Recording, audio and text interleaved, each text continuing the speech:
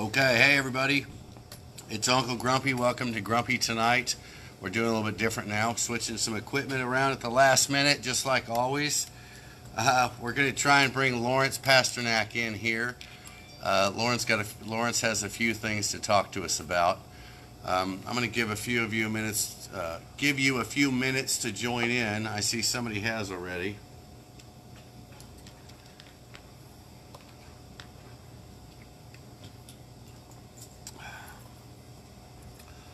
Okay, if you guys over there can verify we have sound. All right, guys. I'm going to start with some announcements. Let's see. Later this week on Thursday, I'll be in Cartwright, Oklahoma for a patient recommendation rally. That's Lake Texoma Herb Shop is putting that on. And then one that I think is really relevant and that everybody needs to be aware of is the one in this district right here. Okay, this is District 27. This is Senator Murdoch's district. Senator Murdoch has put forward Bill 325, giving the counties, hoping to give the counties the option to opt out and have a do-over on State Question 788. So we are doing a patient recommendation rally right there in Winoka, Oklahoma. So if you're anywhere out west, this is his whole district right here. We're going to be right there. We want to get as many of his constituents as possible to come out and get their recommendation, get their legal protection, and show senators like him that all of Oklahoma needs this, not just a few counties. I don't know what he was thinking putting this idea forward anyway. So that will be on the 5th of February. So if you're anywhere in that area, please come to that one. And I want to mention Friday, I'm asking everybody that can be at the Capitol to be at the Capitol, and that is for the Ethics Committee meeting. And we all know, well, if you don't, here it is. The Ethics Committee has put forward an idea with the assistance of a representative from Tulsa, suggesting that people like myself be registered as lobbyists. And most of you that have an opinion would also have to be registered as, or we'd have to be indirect lobbyists. So we need to show up in force on Friday and explain to them very politely that this isn't even within their purview. So we're going to try and bring Lawrence in now. I see he's here. Let's see if I can. Haven't done this in quite a while. It says no viewers to invite yet. So Lawrence, you've got to ask, I think. Let's see.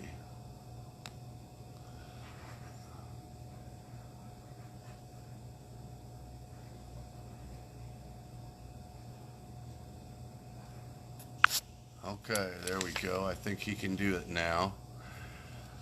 I haven't done this from this page yet, so this is going to take me just a minute to figure out. Let's see if we can find Lawrence now.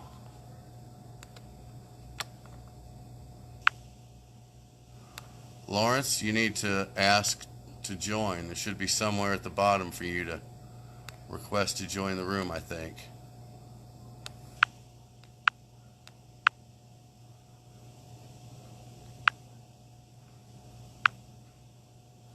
And there we go.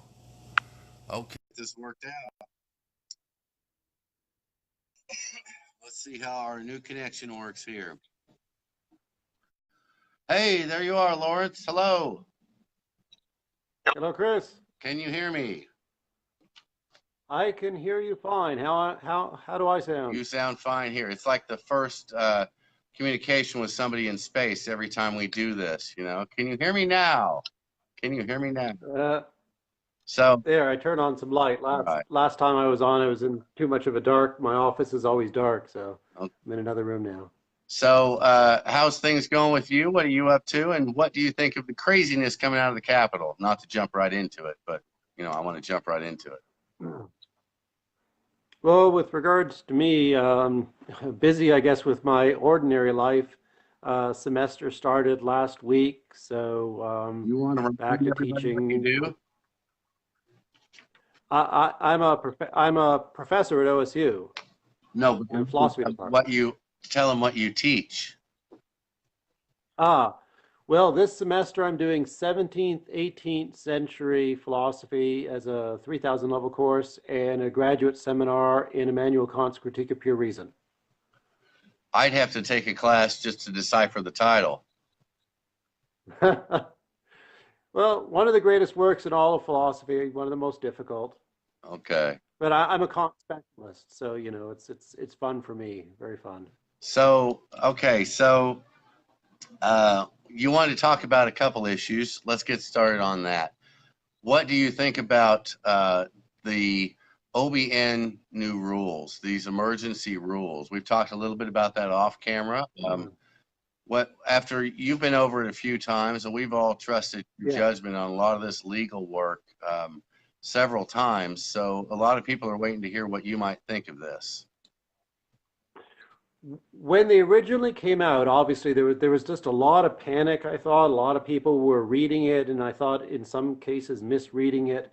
A lot of confusion, really a lot of confusion about what these rules are, and so there are problems that I have with them. But just to begin, this is I printed out here. This is basically the set of rules that the OBN has for businesses who handle scheduled drugs. So a manufacturing facility, a pharmacy, and so on. This is the standard set of rules that have been around for a long time that they have modified to address medical marijuana. So in certain regards, I think that makes them not problematic. There was a lot of misunderstanding right up front about somehow these rules prohibiting physicians from making recommendations in dispensary, but it says nothing about that. The section So that how do people you were how do looking you at. I don't mean to interrupt you, but so how do you read that part then? Because I kind of felt the same way, like it at least threw in enough confusion. Uh, Right. Maybe it was just all the legalese in there, but there was enough confusion that I had questioned.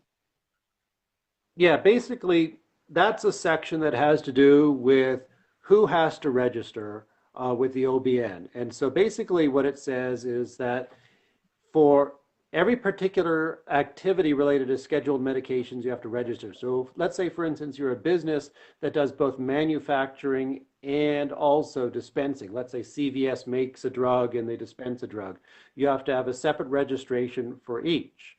Now, then there's another section that has certain exceptions to that. So there are exceptions that say, for instance, that there's a distribution node. So you manufacture it, you send it to some place that allows it then from there to be shipped off to pharmacies. You don't have to register the distribution node. So there's a series of exceptions. And then there's another exception, and I'll just give you sort of an example to characterize it. Let's say you're a pain management doctor. Let's say you're located in Oklahoma City. Let's say that's where you do most of your business. And then you decide, say, every Friday to also see patients in Stillwater. So you have a satellite office. Well, you have to register your primary business, but then you don't have to register your satellite or secondary business. So the section that is 475-10-1-4B is the section that lists exceptions to when a business does not have to register yet another location with the OBN. And somehow, I don't know how people read it this way, but somehow people read it this way as somehow prohibiting doctors from making recommendations in dispensary, but it just has nothing to do with that. Just nothing to do with it. It basically, again, it's like you have a location that you registered in Oklahoma City. The OBN is saying, well, you don't have to also register your satellite location, just your principal one. So, That's what that stuff was about. did you have any problems then with the new emergency rules? Was it all just misunderstanding on our part, and this was nothing more than a refiling of a standard yearly procedure? No, there's some significant things. There's certainly some new rules here specific to marijuana. And some of them I don't think are really that problematic. There's others that I do think are problematic. And so one of the sections that I think, you know, it's going to carry a burden for businesses, but I don't think it's necessarily that onerous. There's a new section of rules that have to do with security regulations. And so a business has to have a monitored alarm system. A business has to have a self-closing, self-locking door. A business has to take their medical marijuana and put them in a secure storage under lock and key when they're done for the day. And those things, for the most part, you'd think would just be normal practice. Most of them just normal practice for almost any retailer. So I don't think that those are really problematic. I can understand that, say, for instance, you're in a rural area, you have an outdoor grow. Um, in that case, uh, in that case, if you're in a rural area, then maybe it's going to be problematic for you to be able to have a monitored alarm system.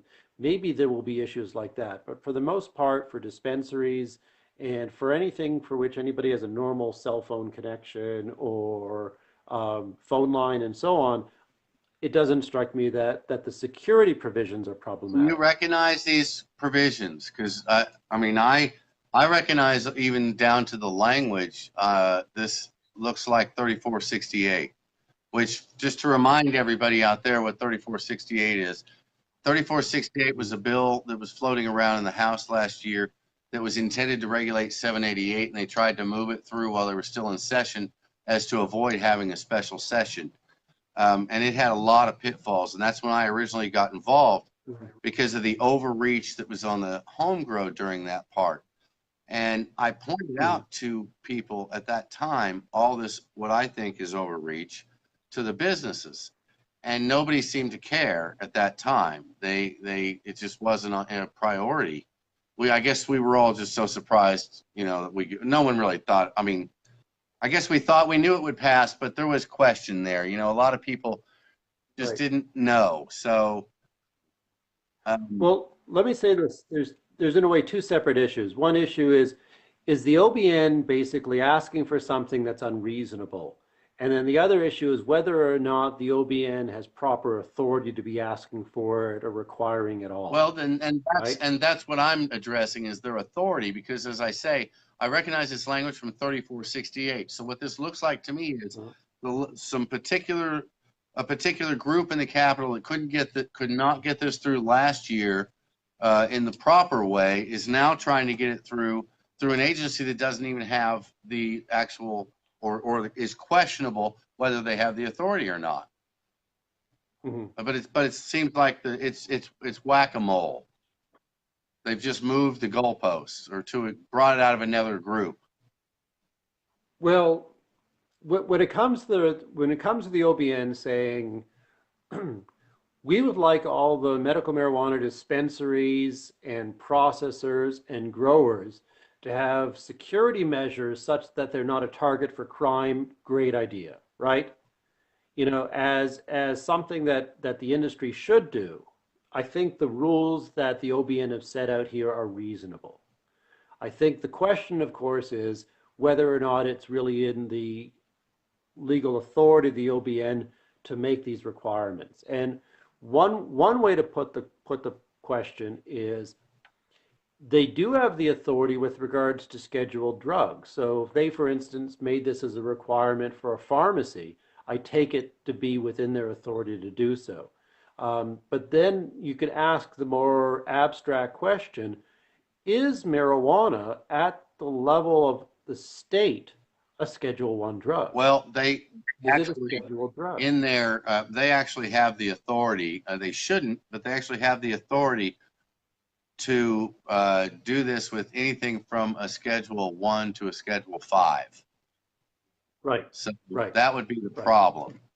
Why, Yeah, maybe but cannabis shouldn't be but we don't on the have any, schedule list. right. But let me put it to you this way. We don't have any statute post 788 that designates marijuana as Schedule 1, 2, 3, 4, 5, Right. right? So maybe it And shouldn't be on so, that list. right. So what is a Schedule 1 drug? A Schedule 1 drug is a drug that has no current accepted medical use in the United States and has a high likelihood for abuse. All right? Now, people could debate number two, people who oppose 788 could debate number two, but obviously, right, it has current medical use in the United States. There's over 2 million registered medical marijuana patients throughout the United States. And in Oklahoma, there's over 30,000 registered medical patients. There's hundreds of doctors that are listed by the OMMA as recommending physicians, and then there's many more doctors outside of that. There's diagnostic codes on the recommendation form. So obviously marijuana has a currently accepted medical use in the United States. It has a currently accepted medical use in the state of Oklahoma, and consequently it no longer is Schedule 1, right? 788, as I see it, repeals its status as Schedule 1. And as such, it doesn't fall within the schedule of drugs. It's a completely different entity. But does How does the OBN have authority? Does the state get to set those schedules? I mean, Yeah, they do. And in fact, before we're done tonight, I want to talk about Senate Bill 166. Every year, basically, the legislature adds a whole bunch of further drugs to the schedules, ones that aren't necessarily already scheduled at the federal level. But we'll leave that for later. The thing is that 788 can be interpreted as removing marijuana from the schedule of drugs. Whatever its status is, it's not Schedule 1 anymore. It's not Schedule 2, 3, 4, or 5. So how does the OBN have authority? So maybe one of these bills that doesn't have language in it, these shell bills, maybe that's some of the language that we need to get in one of these, is somehow defining that better or removing their authority. Yeah, I think there's a statute in Oregon, if I recall. It's either Washington or Oregon, that for specific purposes, because they have recreational, but for medical purposes, marijuana is designated as a Schedule 2 in those states, one of those two states. I forget which. Now, that's not necessarily what I'm recommending, that marijuana be placed as Schedule 2 in particular, but nonetheless, 788 easily could be interpreted as removing from Schedule 1. You look at what Schedule 1 is supposed to be, and it's no longer that. And so the OBN doesn't, I imagine this is something that Ron Durbin is going to try to argue in court. It seems that the OBN doesn't have statutory authority to regulate it. Yeah, he's already planning that lawsuit. Oh. He's just out of town right now. He'll file it as soon as he gets back. I talked to him the other day about it. He was down in Houston, so I'm sure he'll be back soon. He was switching planes. Yeah. So what else? What do you think about the rest of the rules? You're okay with the rest of them? You don't? What about the felony? No. That's Yeah, we'll get to that. That's sort of the really big one. Okay. So that. Right. Just let me mention two other ones first. Two other ones that so in section 475.25.14 A sub paragraph 2, paragraph A, it says that basically inventory records for, say, a pharmacy has to be kept for 2 years. Inventory records for marijuana has to be kept for 7 years. So, you have to keep a record of oxycodone for 2 years, but marijuana for 7 years? So they want to be able to go in 6.5 years from now. They think they should be able to go in and see everything I purchased over the last 6.5 years. Do we realistically think that, nationwide marijuana is going to remain where it is for another 2 years, even 3 years? Never mind 7 years? Across the planet, Thailand, South Korea have legalized medical marijuana. Canada's legalized recreational marijuana. Mexico's just about to legalize it. There's 30 countries, give or take, in the world that have legalized medical marijuana. The United States, we're assuming it's going to happen soon, and yet they're saying 7 years? Like, why? That's a good question. Why? So many whys. You know, I think of this using a metaphor that you've often used is this is a chess game. And, you know, these pieces, each of these lines are, you know, pawn moves, right? Yeah.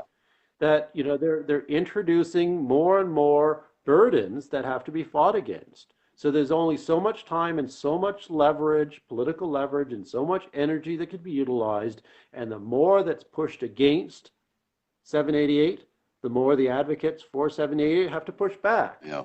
And so they just simply compound, right, their opposition that then has to be fought against. So this 7 year thing strikes me as crazy. You know, I could understand a couple years. I could understand it following the same rules for pharmacies, but I don't see why it has to be any greater than that. Um, Especially because we're not talking about the kind of regimented program of a prescription for 60 pills and so on and so forth, Right. right? It's just much vaguer. Yeah. And, you know, Not and even. dispensaries, you know, you want to buy a gram, they might sell you 1.1 grams, it might just round off. You don't have the absolute values of 60 pills. So this kind of record keeping stuff really doesn't make sense. Um, so I take that to be just On that one, weird. I can only say that we have to acknowledge before moving forward that that has nothing to do with medical care, and it's certainly unnecessary. It's only punitive. The only reason for that would be for punitive action down the road. Yeah. Yet at the same time, with modern software, it's like if you're saving your purchases, if you're saving, you know, your inventory data, you save your inventory data. It's like weird. It's like, oh my God, it's going to take me so much more time to save it for 7 years. Well, no, right? Every time you hit enter and it gets stored into the database, it's stored in the database. And so whatever you do to archive that database, you just put it in your Dropbox or whatever, and it's there in perpetuity. Well, So it's weird that they demand the wait, seven hold years. on, wait. Before you move forward on that, we need to look at how they require you to keep those records, because I know in 3468 you not only had to have records in the facility, but you had to have records off-site that were updated weekly, I think it was. Right. So I've not looked at, right, so it references pursuant to a manner prescribed by Title 63 to 502, Title 21 Yeah, CFR 1304. I've not looked at those, so I don't know what those say. that sounds remarkably similar to the what it referenced in 3468. Again, Yeah. as you just mentioned, I've been saying a long time, this is a chess game, and I was saying that 6 months ago, and now I'm starting to see they've moved a lot of pawns, and we're starting to see what their play is. I mean, they're throwing a lot at us, and they're waiting to see our reaction as well. So it's certainly, there's a lot out there that won't go anywhere and is only intended to Well, distract. There's a lot. I could tell you part of my reaction. What's that? Here's part of my reaction. Initially, I was thinking that we could view medical marijuana as Schedule 1 with an asterisk, right? Schedule 1 with this special exception. And I thought that that wasn't unreasonable. But when I look at what the OBN is doing, I'm starting to think maybe it needs to be thought of in a different way. Maybe we need to understand 788 as not putting a little asterisk beside marijuana in Schedule 1, but as just effectively removing it from the whole scheduled system. Right. And so when you think about what kind of response is appropriate in light of what the OBN is doing, again, some of it is incidental, but we get now to the big hitter, which is the fact that they are, let me find the section in particular, but that section where they are prohibiting people from employment. Now, Let me get to that they're not specific. prohibiting people from employment. They're prohibiting anyone who's ever been convicted of a felony uh, for the 2 and 5 year rule, as they do with the owner. So it's not complete. And I only mention the difference because in reality, the OBN doesn't even make that exception for Mhm. alcohol in this state. So you can't get a liquor license if you've ever been convicted of a felony in this state. It doesn't matter when it was. So Right. go ahead. So my understanding is that the standard rule for businesses that manage scheduled drugs is that any individual who's been convicted or pled no contest to any kind of charge related to a controlled substance cannot be employed within a business that handles scheduled drugs. So it's like a flat out, right, in perpetuity. Yeah, and That's my understanding. it doesn't matter the schedule. Right. So then what it does is it makes an exception. It says, however, Schedule 1 medical marijuana registrants, employees, and agents shall be subject to the criminal history requirements pursuant to Title 63, 427, pursuant to the 788 rule, okay? But now the thing is that 788 doesn't say anything about criminal history requirements except for the business licensee. It doesn't say anything for the employees or the agents of those licensees. So they make this exception. The exception is, well, it has to follow what 788 says about the registrants, employees, and agents. But it doesn't say anything about the employees and agents. So on the one hand, it looks like all they're doing is they're not adding any further rules. All they're doing is they're saying we're going to follow 7088, and they get Mary Fallon to sign this.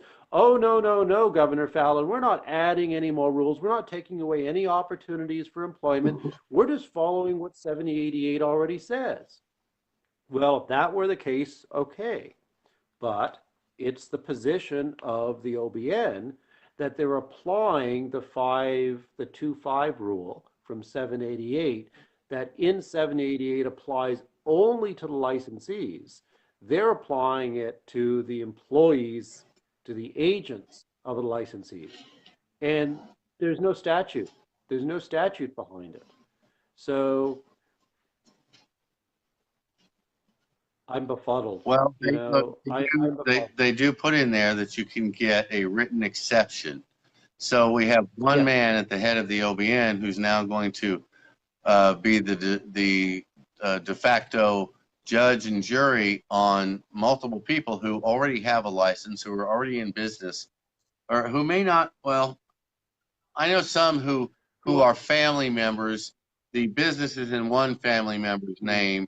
They're an employee there, and now they're not going to be able to work there. But if they don't, the business isn't going to survive. Right. Or they're going to have to request this exception, this written exception from, again, this person this judge and jury, and we don't know what his standards are either. So, I know some that are applying right now, and I'm hoping when they get an answer that I can then bring that to everybody and tell them how hard it was to get or easy it was to get this exception. Well, one thing is that personally, I think it would be humane for the OBN to make exceptions for individuals whose criminal history only involves marijuana. I would think that would be humane of them to do. I understand if this is a medical establishment, you don't necessarily want violent felons working. I understand, there's vulnerable people, but this is a medical marijuana industry, and a lot of people were engaging in illegal marijuana activities who have the expertise now that we should be able to employ. So we'll see whether or not they make exceptions. Well, I completely agree with that. I think in their wording, in the way they talk about if you've been in trouble or you can't work in anything with a scheduled drug, if you've been in trouble for anything, even a misdemeanor, as far as a scheduled drug, you can't work in that industry. I think that will be used for them to say no, to say just the opposite of what it is we think they should say. Okay, so I asked Mark Woodward specifically about this rule, and he said that the position that the OBN is taking is that 788's rule concerning the 5-year, 2-year for felons is the rule that they're going to apply to all the employees in medical marijuana businesses. And so, But so they're just that, so they're just going to do it. They and that's not even what the rule says. That's not even what the written right. document says, right? That's my point. They didn't even put that Yeah, down. They're just going to right. do it.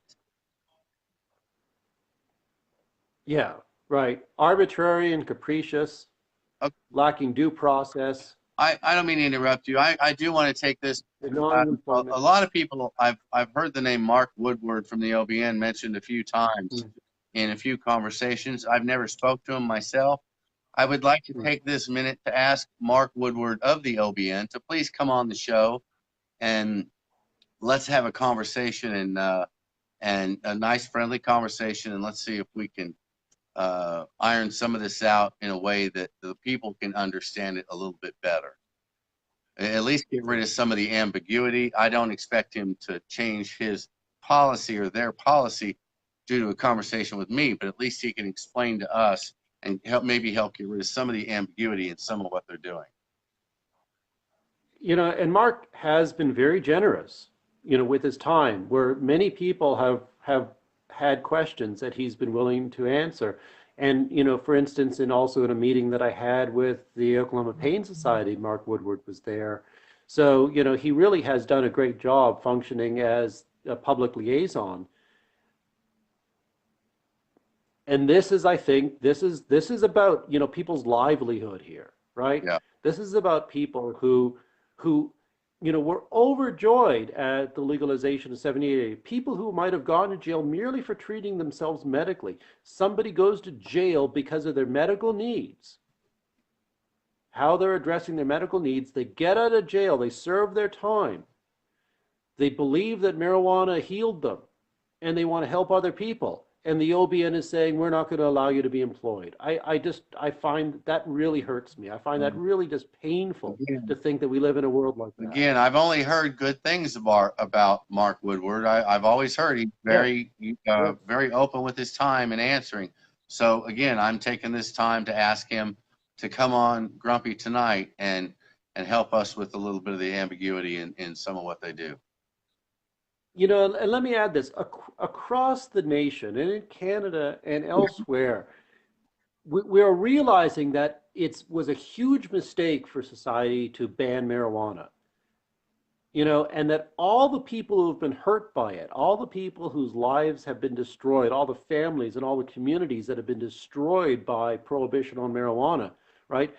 All across the rest of the nation and in other countries, the governments are saying, yes, we made a mistake, and what we're going to do is find some way to make it up to them, right? We're going to take away your sentences, we're going to expunge your criminal records.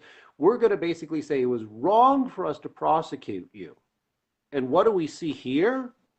What we see here is we're not only, going to keep you as, having this criminal history, but we're going to keep the teeth of that criminal history so that you can't even have this job, right? It's doing the exact opposite of what other states are doing when it comes to some sort of social justice. Okay, let's move on to what the ethics committee is trying, because I see that as another group. I see it as an attempt to stifle free speech, to shut down the next movement. It's being explained to some that this would have stopped the teachers. I personally feel like this is a direct assault on us. For those that don't know, I'm talking about Amendment 2019-02, put forward by a Democrat from Tulsa, I don't remember her name, which would make anyone who raises $500 or more in a single 12-month period or in a fiscal year for one subject would have to be a registered indirect lobbyist, which means you're subject to all the same rules as a lobbyist. For example, and the one that was discussed in the room during the meeting was putting all your financial information as it pertains to that subject that you're lobbying for on their website, as well as the information of the people who give you money for that movements for immediate Mhm. public viewing. So, and the most egregious thing of all was the mother of a board member who was there to speak in favor of this, and she was in lock and step with the House member who was pushing this. They talked about dark money, spooky words were used. It was real. Uh, it was weird the way they did it. But at one point, the mother of the board member that spoke, the only one who spoke for this, actually said, if you're not willing to put your name out there, you shouldn't be allowed to speak. So, which of course got an immediate, taken aback by the whole room. Um, Sorry if you guys can hear it. We have Mhm. our 9 o'clock train. Every night at 9 o'clock, we have a train come through here. Anyway, so this thing with the ethics committee, with this outrageous reach, they don't even, to my understanding, they don't even have the ability to do this. I mean, they're trying to write legislation. They're trying to regulate citizen behavior. What do you think about this? Mhm. I take the intent, the original intent to be, as you put it, out of state dark money. So, just to use an example, there's all these individuals who are paid to post on Facebook, right? Propagating various agendas, right? Um, White supremacist agendas or MAGA agendas or anti abortion agendas or who knows what, right? So there's this cultural manipulation that goes on Facebook, making things okay that used to not be okay, right? Spinning the news stories, et cetera, et cetera. And so there are these think tanks, or there are these conservative institutes or liberal institutes who are trying to influence society through social media. And I think that we need to somehow find a way to understand the influence of social media, and then seeing it as a mechanism for lobbying. And all that makes sense to me. And then saying that that somehow has to be exposed. We need to find a way to expose it. And so requiring that somehow, if there's payment involved and these people are agents of some ideology and some agenda, all that makes sense. All that makes sense. But when it comes to citizens of a state standing up for something they believe, trying to advocate for some sort of change, that's like, if there's any purpose to the First Amendment, what else would it be? And then to say that you have to have a license to exercise your First Amendment rights, to say that you have to register to be allowed to exercise your First Amendment rights, that's despicable. Yeah, and look, to again, I keep saying chess because I see how all this fits together. The bill, I can't remember the name of the bill right now, but the bill put forward by Senator Allen, requiring, if you're going to have 100 people or more at a gathering, that you put up at the Capitol, that you put up a $50,000 bond. That $50,000 bond costs $500. The ethics committee puts forward a rule that says if you raise $500 or more for one idea, that you must be a registered lobbyist. Therefore, they've just shut down anybody other than a registered lobbyist from having a rally at the Capitol. That's the intent. Any coincidence that they're both $500? No, no coincidence at Right, all. Now it's a right, $50,000 bond, but that right, costs 500 to a yeah, to a bondsman, to somebody who does that. right. Right.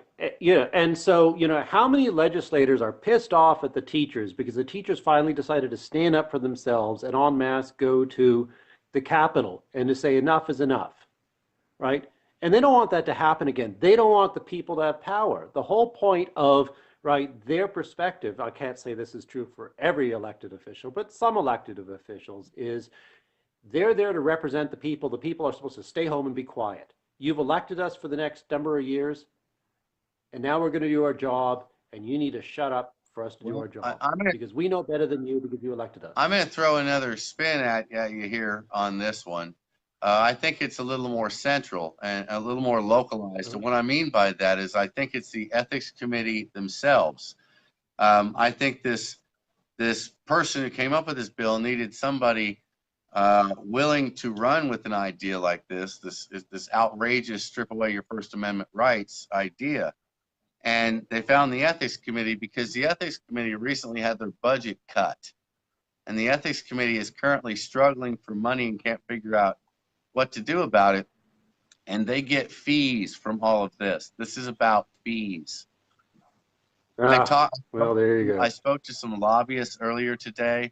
They told me how out of hand things are with the ethics board right now. And the reason why they're doing it right now, we're all happy that we've got, say, what is it, 46 or 42 new House members and 26 or something senators. We're thrilled about that new blood. Well, those people are afraid of the ethics committee because they're new to this. The ethics committee is the big bad watchdog that's there to their Hmm. principle. It's there to slap their hand and if they do something wrong. So these newbies are all afraid of the ethics committee. So what a better time to put forward an idea that would raise their revenue, because who's going to stand in the way? No lawmaker dare take on the ethics committee. So it's a little more local, I think, this particular issue. But again, Yeah, but again, that's a possibility. it works so well. Well, it's more than a possibility. I've looked into it. Yeah. And the Okay. thing is, it just works so well with the rule put forth by Alan. I mean, this is chess. I mean, this is the long game, and everybody needs to be paying attention. There's little things that are slipping in places that may seem benign or somewhat benign at the time until the second piece or the third piece comes from around the corner. And then boom, they just stripped away your right to gather at the Capitol and address your senators unless you do it one person at a time.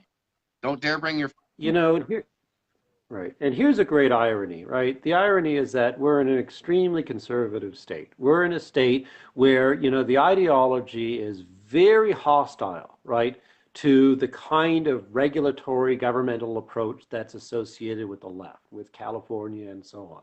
And yet what we're seeing here is a kind of regulatory approach that is rejecting individual liberty and trying to control us all, which is exactly the standard complaint that the right has against the left.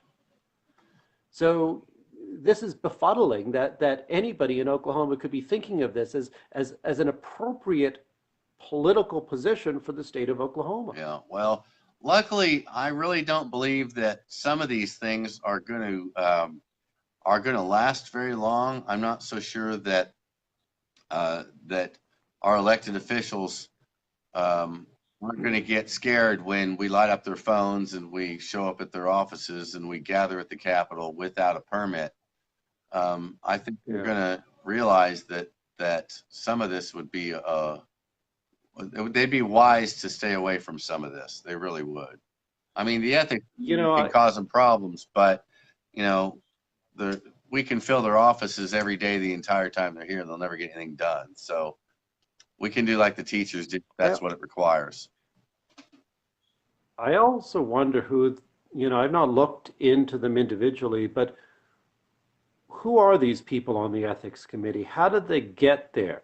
What kind of credentials do they have? There's professional ethicists at Oklahoma State University and at OU. There are professional ethicists, people with PhDs specializing in ethics.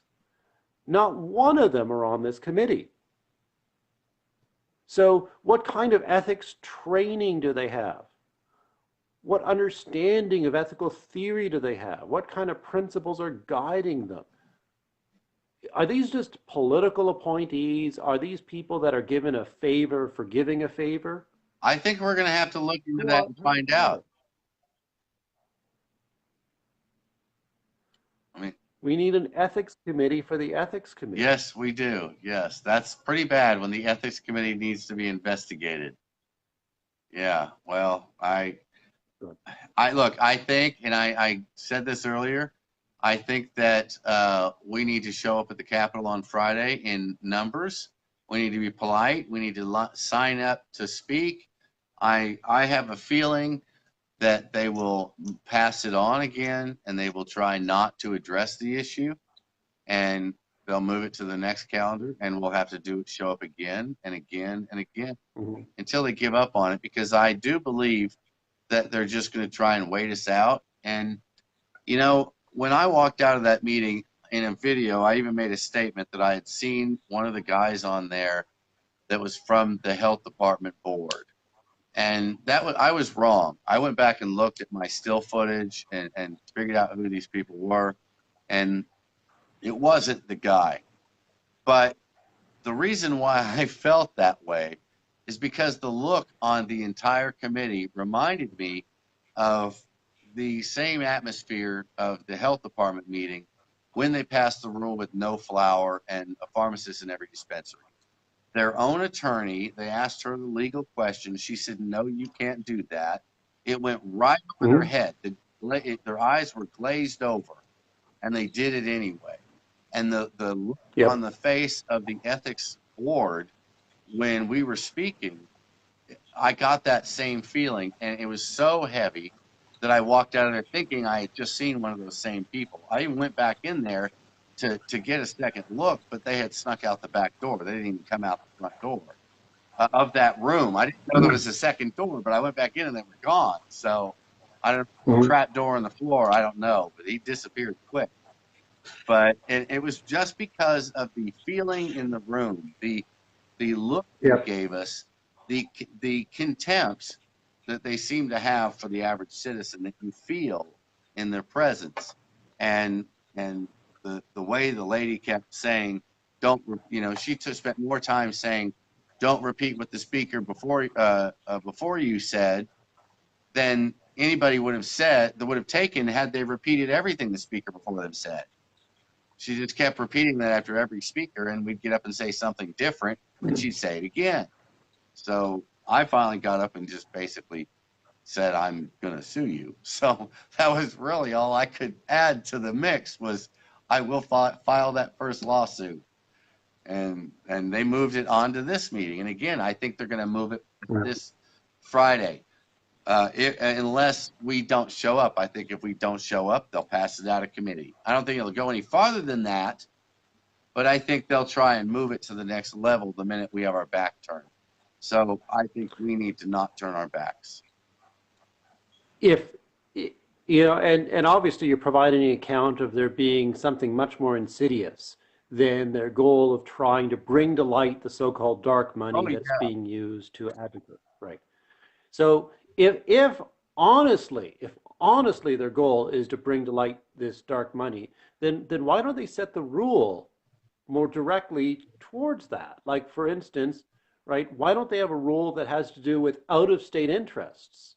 Why don't they have a rule that speaks to specifically the concern that they have, as opposed to basically squashing speech across the Well, board? I tell you, they had a PowerPoint, and I wish I could get a copy of that because I watched their PowerPoint, and I felt like they had been following me around for the last year, and they just tried to find a way to regulate everything I had done. So I know a lot of other Mm-hmm. people felt the same way. I mean, we all did. Yep. It felt personal. It really did. Now, I don't think they even know who I am, so I don't think it was that personal, other than it was to anyone who speaks out. So I think it really needs to be addressed on Friday. I think we need to show up there in large numbers. I think that if we could exceed 100 people without that permit that's being suggested and not have any Mm-hmm. trouble and everybody be polite and nice and friendly and only there to express our opinion, we will show them right there. We will show Senator Allen that his suggestion that we do this never should have been suggested, or that we pass this. The rule the uh, for the bond for having more than people. They Yep. overlap. They overlap. Yes, they do.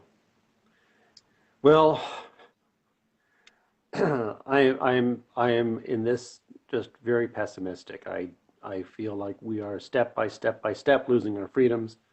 That and it shocks me that in a place like Oklahoma, right, that's supposed to be a place that so despises overregulation, that we're seeing this. Okay, Lawrence, I think we're going to wrap it up. We've hit about an hour so far. Unless you have Can I something else you speak to want an to add, issue? go ahead. All right. So pretty much every year, the state legislature adds on to their list of scheduled drugs, not just Schedule 1, but adds on to their list of scheduled drugs, various drugs that have, say, somehow gotten to the public's attention, things that aren't at the federal level scheduled, but there's been some sort of news story about some kind of misuse of them somewhere or another, something that you just can buy online that they decide is abusable.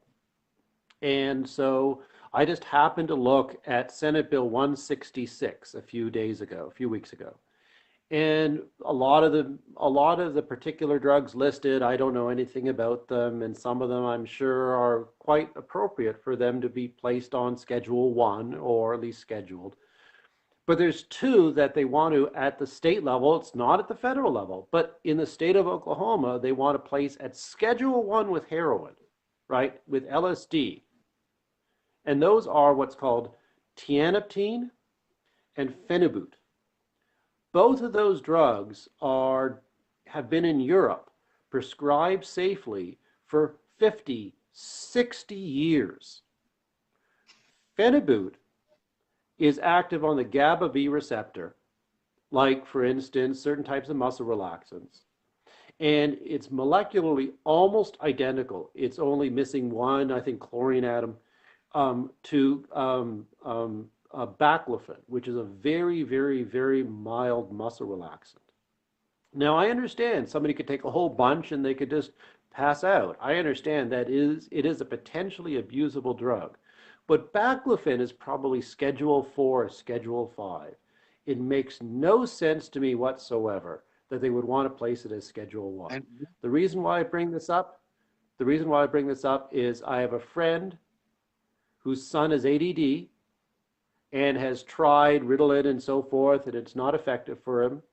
But the baclofen functions as a mild anxiety, I should say the phenibut functions also as a mild anxiolytic. You could buy it on Amazon, or at least you used to be able to buy it on Amazon. And he's just been giving it to his son for years, a little dose of it. And the son calms down his anxiety, does better cognitively. And while it's the kind of thing that I would understand as a Schedule 4, Schedule 5, what they're doing is they're making it Schedule 1, which means that he basically not only can no longer give it to his son, but basically he'd go to jail for 10 years. so It's outrageous. what is the source? Outrageous. What is the source of these two particular drugs you're talking about? In other words, is it a plant? Where does this originate? What is this? Oh, they're made in a lab somewhere. I don't know Okay, so where. it's a synthetic But drug, though. nonetheless, right. It's a synthetic drug, and like I said, the phenibut has been used in Europe for about 60 years. All right, and so it's something that a doctor could prescribe there. But the problem is, it's never going to get into FDA approval here because there's no money to be made because it would have to be generic. So they have previously, in previous years, our legislature has made certain drugs that you can buy online on websites, including Amazon. They have made them Schedule 4, Schedule 5. If they did that with phenibut, it doesn't seem totally unreasonable. But to make it Schedule 1 is absurd. Now, let me move on to tianeptine.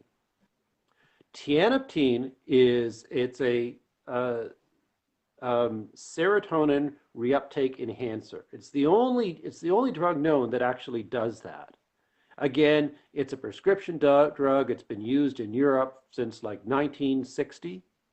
It functions as helps with neuropathic pain. It helps with migraines and helps with depression. And so it's been used for decades. And in my own case, I had cluster headaches. I had this severe pain behind my left eye that would turn into a migraine. And I tried a few prescription drugs, sumatriptan and so forth, didn't work. And then I just happened to be looking online, reading things, and found this thing called tianeptine. So 4 years, 4 years, no migraines. No migraines at all for 4 years. Take the prescribed dose as prescribed in Europe, tiny little amount in the morning, in the evening, and 4 years without a migraine. And they want to, I'm going to have to talk it out if they make it Schedule 1. and they want to make it a Schedule 1.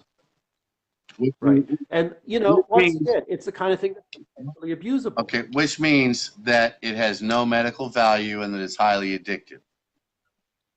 It's like, you know, if you were to use like 100 times the prescribed dose, I suppose I've not tried it. If you were to use 100 times the prescribed dose, it maybe gives you a kind of high, right? You know, but the same thing, there's all these scheduled drugs. Cough syrup, right? It's less abusable than cough syrup. Yeah. And they want to make it Schedule 1.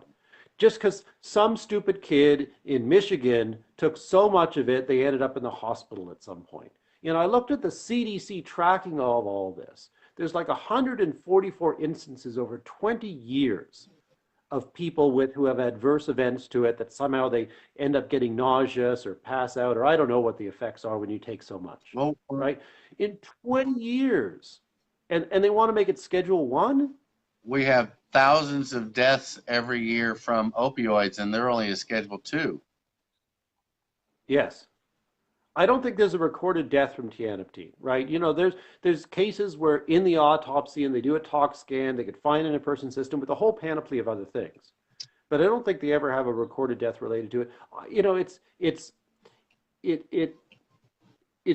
completely unnoticeable in terms of any cognitive effect when I take 12.5 milligrams. What's the prescribed amount in Europe? Where do I buy it? At least I used to. Amazon. And these guys want to make it Schedule 1. Sure, it's possible somebody could abuse it. Sure.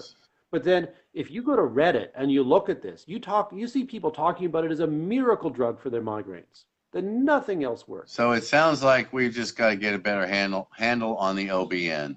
They seem to be the root of a lot of problems these days. Right. This is Senator Sandrich is the author of this bill. Really? And it's not he doesn't know anything about any of these. There's some service that provides the list, and then he just simply puts it forward. And I sat down, I met with him. He said he'd look into it. I don't know if he's going to look into it. But you know, for people who have migraines, you know, it may not work the same for everybody. Like I said, I had like 3-week-long migraine one time, a cluster headache. 3 weeks long. It was awful. I tried what I was prescribed. Nothing worked. And I happened to come across this thing. Not one migraine. 4 years. Okay, Lawrence. Well, we're going to wrap it up. I want to thank you for coming on tonight. Obviously, Senate Bill 166. Contact Senator Sandrich. Okay. Tell him that we should not be making these things that have significant medical benefits into Schedule 1 drugs. We should learn our lesson by now. Okay. Why don't you put that in the comments so these people know what bill and what senator to call? Okay. Okay, I will. Okay, Lawrence. Thank you for coming on. Now that we know we have a connection, we know we can do this more often. I appreciate you coming on. I'll see you again soon. All right. Bye, everyone. Okay, folks, I want to thank Lawrence Pasternak for coming on. He's always got lots of good information. I hope you guys. I want to take a minute to remind you about Thursday's patient drive in Cartwright, Oklahoma, and then Friday's meeting at the Capitol for the Ethics Board, and then also Winoka on the 5th of February. Also, there's another rally on the 29th at the Capitol, the Don't Punish the Pain rally. This is extremely important. I would ask you guys to try and be there for that too. I know I'll be there. This has to do with the opioid problem and patients getting dropped off their opioids after years, and all that you guys have heard about that from me for months. So that is directly tied to cannabis. So if you can be there, we need to support that rally as much as we can. I want to take a minute to thank the sponsors. Of course, Max's Garage here in downtown Muskogee, right here where we're at. We're just turned on a different wall tonight. And then I want to thank Green Plus in South Oklahoma City for always doing everything and helping us in every way they can to keep us on the road, as well as Sweet Leaf up in Bartlesville. Had a great time up there just recently. And of course, as always, GNUpharma.com, which is who makes the foundation that I take. I don't have a bottle on me right now. It's in the car. I don't go anywhere without it. That's what I take every day. That's what keeps me going. Those of you that wonder how it is I get all over the state and appear to be so busy, I couldn't do all that if I didn't take foundation. So go on to GNUpharma.com, order you some of that, give it a shot. Put in Grumpy Pass and save 15% on everything you order. And that's it for tonight. So I'll be leaving home Wednesday, headed back to the Capitol I'll pull out of the Capitol Thursday morning to go down to Cartwright for the patient drive. Then I'll be back in Oak City that night for the meeting Wednesday or Friday morning. And I don't know where I'm going to be yet this weekend. I don't know. Maybe I'll come home again. I've actually slept in my bed like 4 nights in a row. It's crazy. Okay, folks, that's it for now. Stay grumpy. I'll see you on the road.